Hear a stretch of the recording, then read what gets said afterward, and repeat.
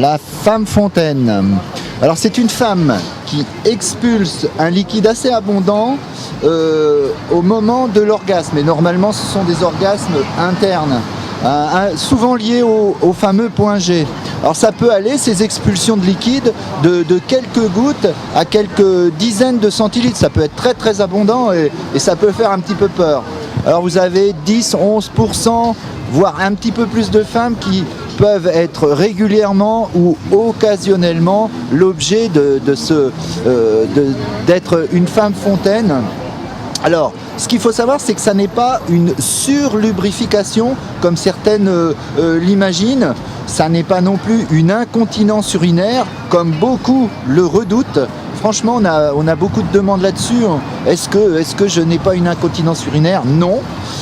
En fait, ce liquide provient de deux sources. Alors, il y a un petit volume qui vient de glandes qu'on appelle les glandes de Skene et des glandes paraurétrales qui sont le vestige de la prostate chez les femmes. Et puis, vous avez un gros volume qui est une sorte d'urine, mais très diluée, incolore, inodore, donc pas de souci à se faire. C'est le volume important qui vient de la suractivité de la filtration des reins qui peut s'opérer pendant le coït.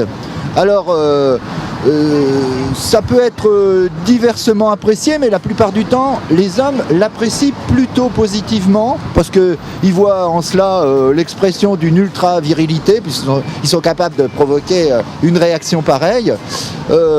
Alors, il faut quand même, sur le plan pratique, prévoir dans ces conditions, peut-être des serviettes, peut-être des alaises, tout simplement, pour avoir un rapport sexuel correct.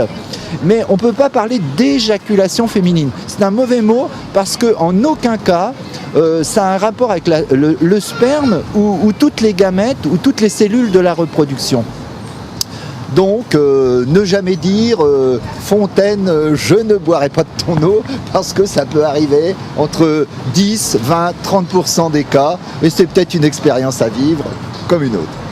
Alors, pour tous ceux qui voudraient approfondir une question, notamment sur l'éjaculation précoce, sur les troubles de l'érection ou d'autres, vous pouvez me contacter sur mes sites.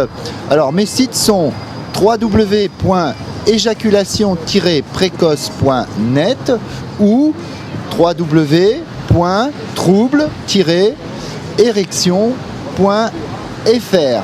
Pour ceux qui sont loin, pour ceux qui se posent des questions, il y a des thérapies cognitives comportementales sur ces sites qui sont à votre disposition. Et il y a même mes coordonnées si vous voulez approfondir une question particulière.